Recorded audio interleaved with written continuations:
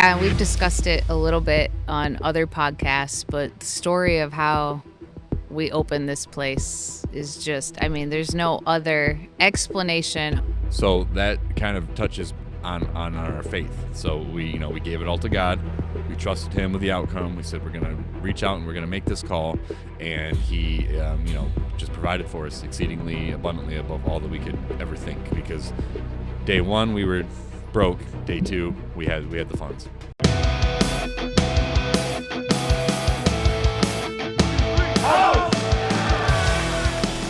What's up, champions? Welcome back to another edition of the Podcast of Champions. My name is Nick, also known as That Dude, Jamie Stanley. My beautiful bride, Renee. Say hi, Renee. Hello. And we are here with another edition to talk about something that is very near and dear to our hearts, which is sharing our faith in the wrestling business. And I appropriately named this podcast Wrestling for Jesus. I love it. You impressed by that? I'm very impressed, yes. So, how long did it take you to come up with that one? Oh, super fast, just like that. Boom. Yeah. Steel trap right here, baby.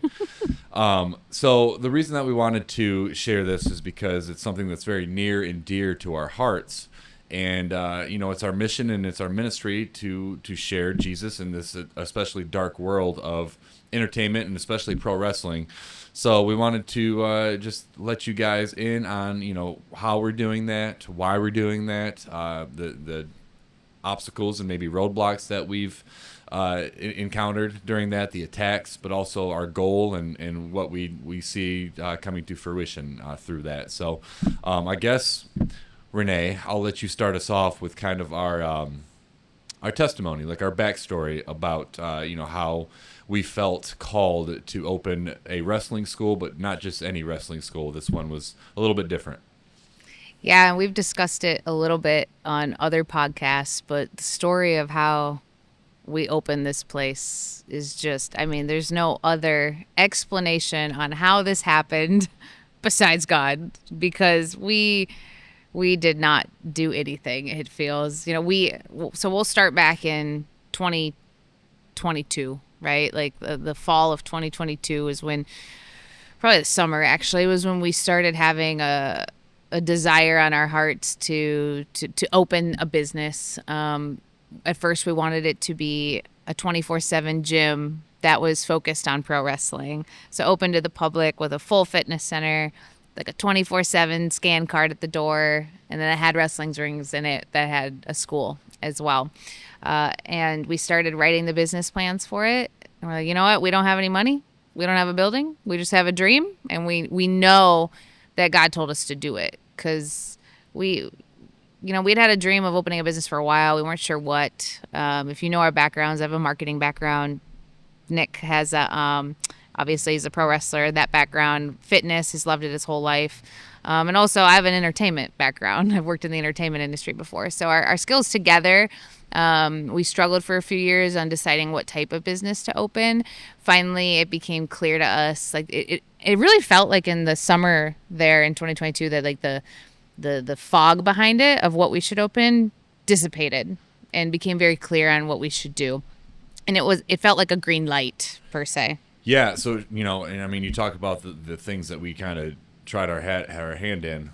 We went into the personal training realm. We thought about doing that. We even bought the $300 book and read it so thick for about a week, and then we're like, this isn't right. I guess this ain't for us. We thought about a podcast or writing a book. Obviously, we're doing this podcast now, but that was our main thing. Was like, podcast was our single business venture, I guess you could say. And then I've always wanted to open a gym. Like you said, fitness has kind of been a passion for me ever since I was a kid.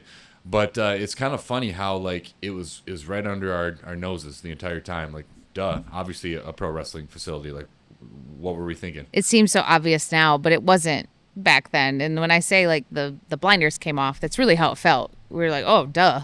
Like, this is what we should do. And we're like, okay, so now we know what to do. And we had been praying for clarity on it, and it finally came. So it's like, okay, well, now what? We don't have money. we've never run a business. Like we definitely don't have a building. So we just started making a plan because that was what we knew what to do. So fast forward, we made a plan for like 6 months. Remember, oh my gosh, the amount of times I've ran the numbers. Every single morning she would come and say, Nick, I've run the numbers and this is what they say. And I'd say, can you run them again? She's like, say less. She ran the numbers an infinite amount of times. I needed like I think she's still running numbers. I needed a shirt that said like I ran the numbers. Like that was my saying for about 6 months. That's her gimmick. So fast forward to January 2023.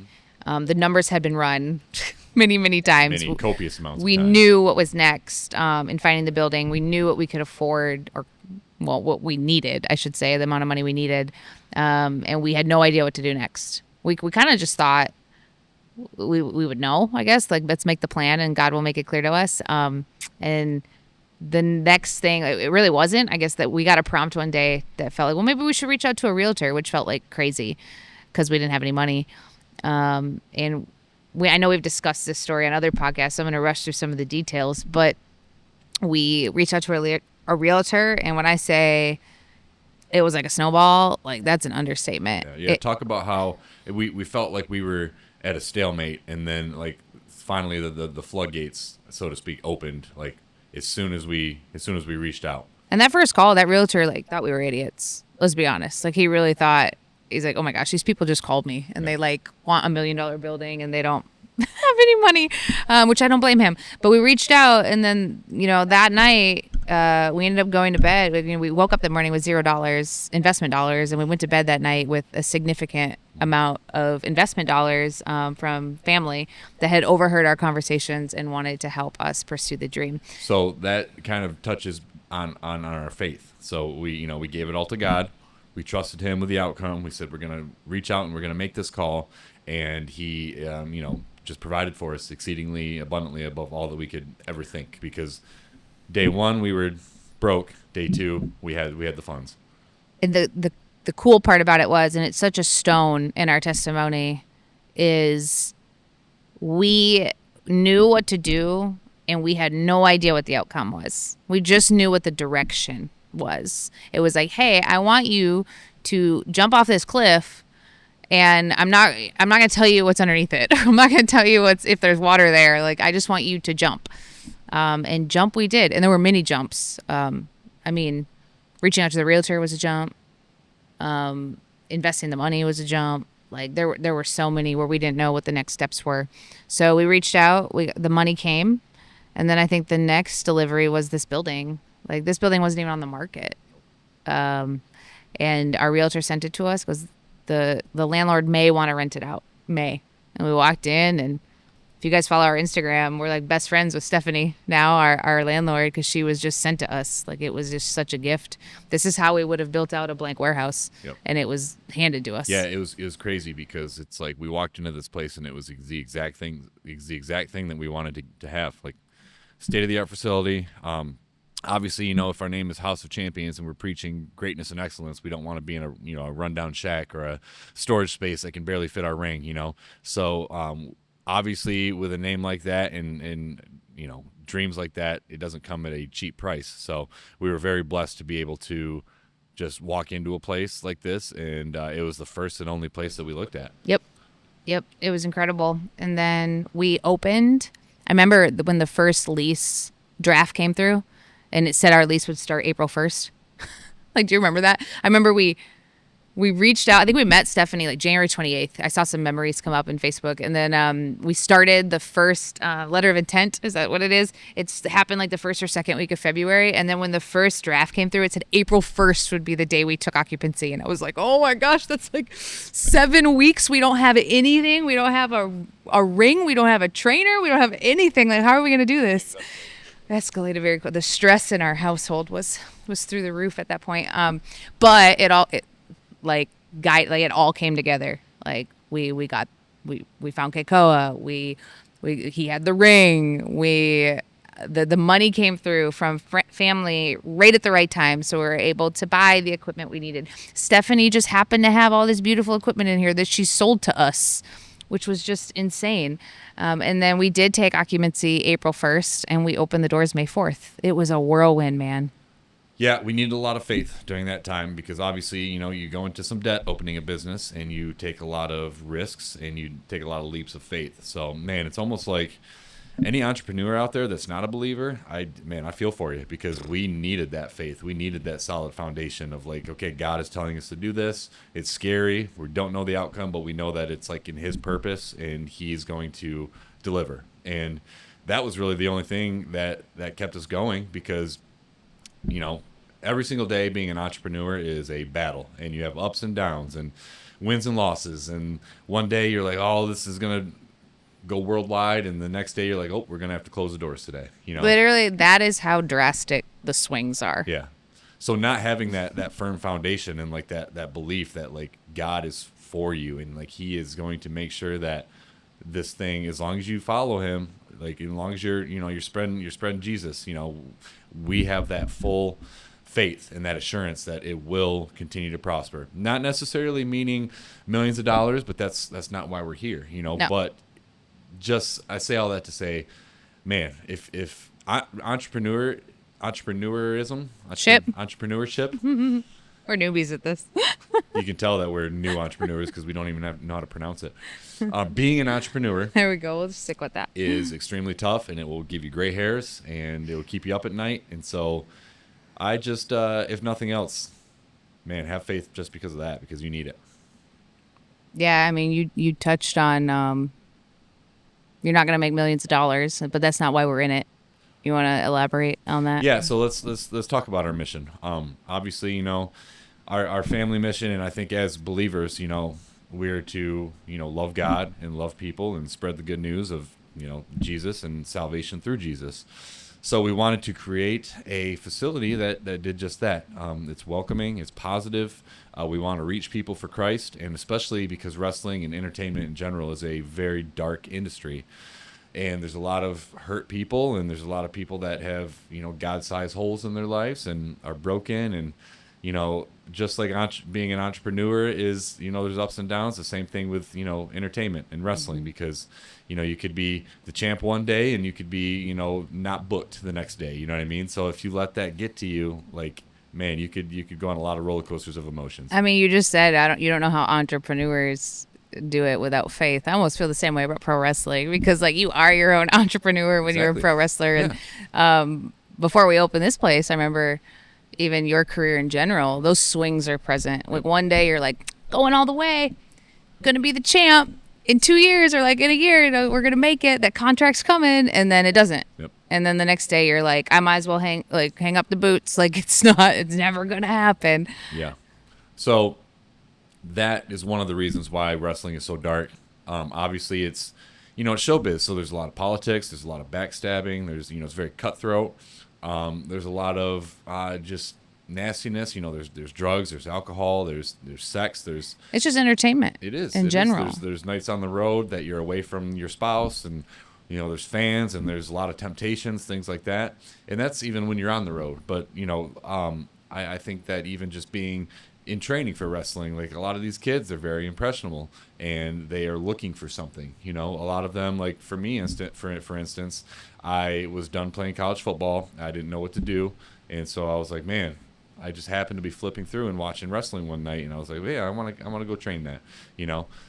So there's a lot of people that are searching and looking for something to fill some type of holes in their lives, and there's a lot of broken young kids that come from bad backgrounds or haven't had the best luck in life or anything like that, and that's just in any industry. Mm-hmm. But I feel like it's a little more prevalent in pro wrestling. So first and foremost, we want to be welcoming to everybody here. We don't say nobody can, we don't shun a specific group or specific people or anything like that. Everybody's invited, Everyone's welcome. but we're going, if they're in here, they're going to get a little dose of Jesus, because like that's what we're called to do is, evangelize and tell people about the good news that we've been so fortunate to have.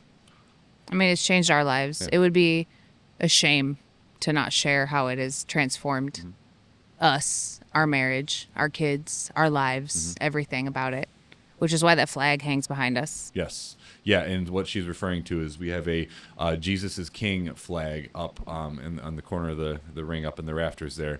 And, it's it's not necessarily for show. Like, oh, come in here. You have to look at, it is a monument for people to know, like, no nonsense happens in here, although a lot of nonsense. We But got lots of nonsense. controlled nonsense, I guess.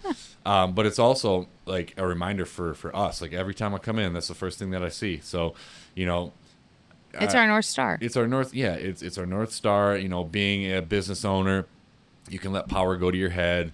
Being in wrestling, you could let fame and fortune and grandeur, whatever it is, excite you and go to your head, and you can be cocky and all those things. But being humble and realizing like who you belong to and whose you are and who you give the glory to, that's one of the reasons why we have that flag up there. Yeah, the flag's there. On our belt, we have scripture from Matthew.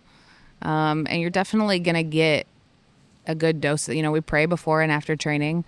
You're going to get a dose of that. Nick said, everyone's welcome, though. You don't have to be a believer to come here. Absolutely not. We have plenty that are members here that aren't.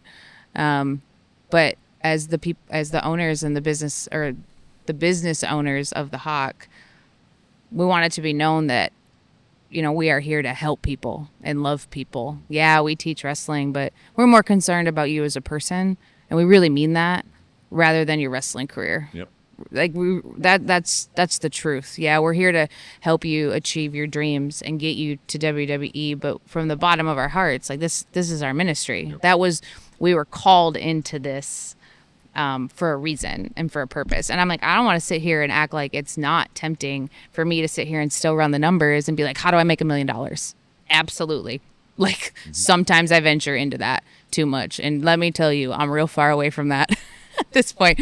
But like, that's not the goal. That's not the mission. And being able for you and I to like ground each other in that, and to have the flag, and to have the reminder, and to sit down and have time together in the morning and read the Bible and reset before we walk in these doors and get distracted by little things. It's really vital for us. Yeah. I guess to sum it up, it's like, wrestling is great, but wrestling comes and goes, but your eternity is forever, obviously. So put that on a shirt. So that's the most important thing, and it's something that we have to continually remind ourselves, especially segue in the midst of struggles and attacks and things that people I guess adversity. Why don't you dive into that a little bit? I think one thing that makes me laugh a little bit is the double-edged sword of having this building. Like, people come in and they're like, oh my gosh, it's so beautiful, which it is. Like, we were gifted it. Y'all are doing so great, which we are. We have 40 members. But I don't, like, it's still a struggle. Like, and the roller coaster of emotions that we go through is hard. And running a business is hard.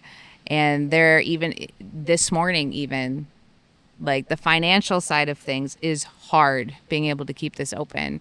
And there is on a separate struggle, there's an apprehension even of getting on this mic today and talking about this, like, should we put our faith out there? We're going to scare people away. Yep. We're going to alienate some people. They might not want to come. Like, should we hang the flag? Should we put scripture on the belt? We know the answer. Yes, we should. But like, those thoughts are there. And like, should we pray before the show? Are we going to offend people? Well, we might. We will. And that's something that we're okay with, because we're not trying to offend people. No. Like, we're not alienating people. We're not shoving it down their throat by any means. That is not what we want to do and what we're trying to do.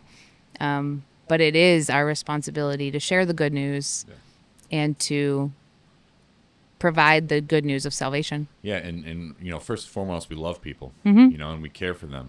And so how can you truly love somebody if you don't want to share the greatest news ever with them? You know what I mean? Like, not only, obviously, how God has transformed us and blessed us, and just our hearts and our minds. Like, we're completely different people than we were 5 years ago. Ask anybody I went to high school with. True statement. High school, college, like, I hear that she was pretty crazy. I mean, I was a saint, but keep going. But I mean, it's completely transformed us.